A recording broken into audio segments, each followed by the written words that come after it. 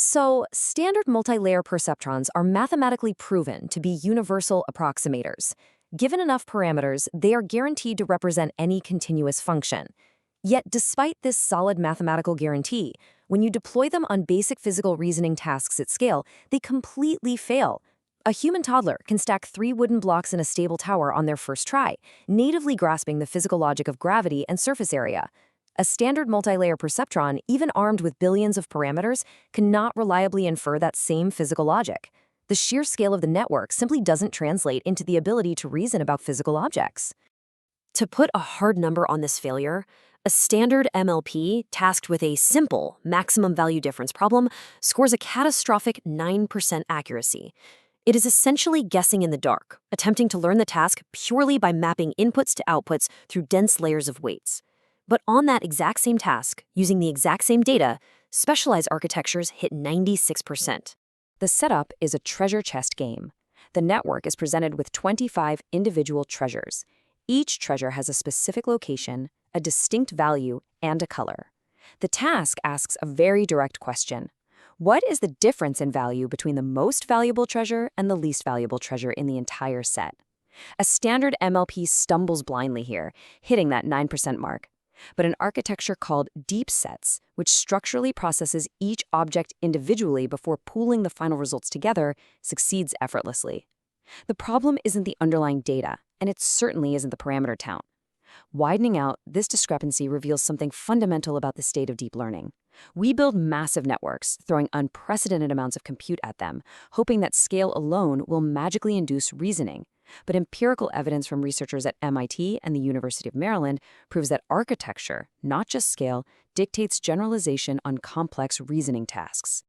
Part 1. The generalization puzzle. Architecture dictates capability. The mechanism that explains why specific neural architectures succeed on specific tasks is called algorithmic alignment. It is a formal framework measuring how well a network's computation graph matches the algorithmic structure of a relevant reasoning process. A computation graph is the actual layout of mathematical operations inside the neural network. Think of it like literal gears inside a mechanical watch. If the physical arrangement of those gears matches the specific task you want to perform, say turning a minute hand exactly 1 tick, the system operates smoothly and sample efficiently. If the internal structure of the neural network aligns directly with the steps of the optimal mathematical algorithm required to solve a problem, it learns fast. If it doesn't align, the gears grind and the network fails. We find clear evidence of this mechanical alignment in 3D object parsing tasks, specifically relational argmax problems. The task requires identifying the colors of the furthest pair of objects in a scattered scene. Deep sets, which excelled at the simple treasure task, fail completely here, dropping to 21% accuracy. Because deep sets are built to process objects completely isolated from one another, they have no mechanism to compare pairwise relations.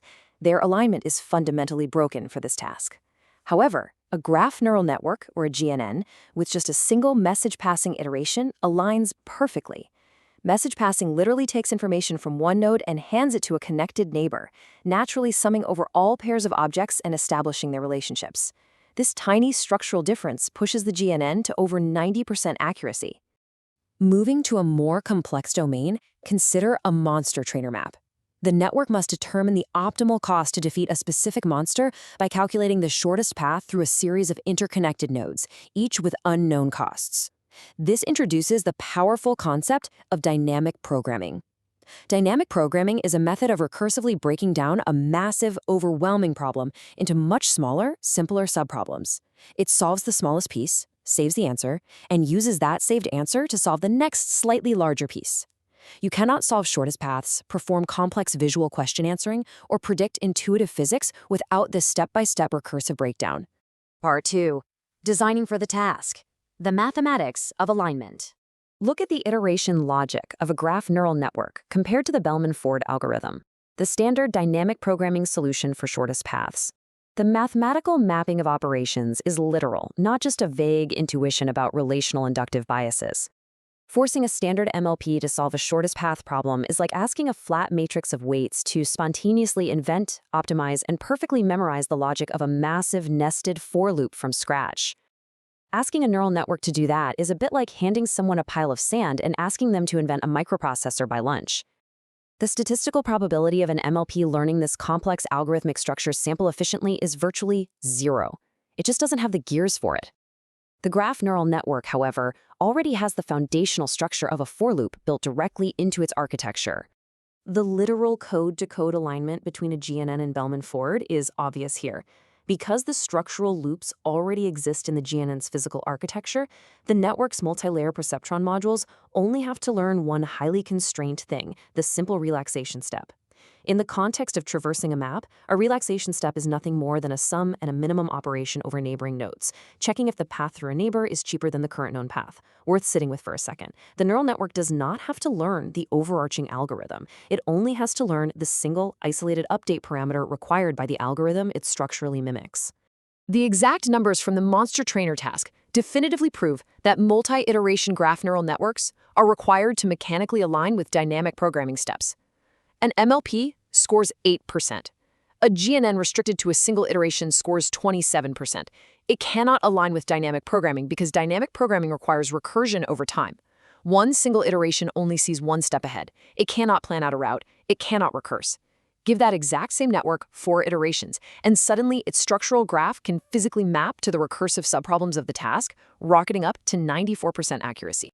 A graph neural network with 4 iterations hits 94%, which is practically identical to the 96% achieved by a network running 7 full iterations. Here's the part that's easy to miss. The standard Bellman-Ford algorithm theoretically requires a minimum of 7 iterations to solve this specific dataset. The GNN solves it highly effectively in just 4. It doesn't just copy Bellman-Ford blindly. Because it aligns with the structure of the algorithm, it optimizes it, learning a highly efficient, task-specific update function across its graph structure that finds a mathematically shorter pathway through its own latent space. Part 3. The NP-hard limitation, where alignment breaks.